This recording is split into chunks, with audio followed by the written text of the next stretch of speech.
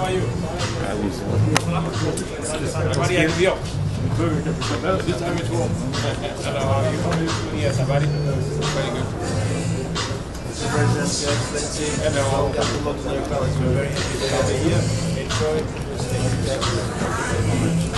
Welcome to back to the house. So nice to see you again. How are you? Good afternoon.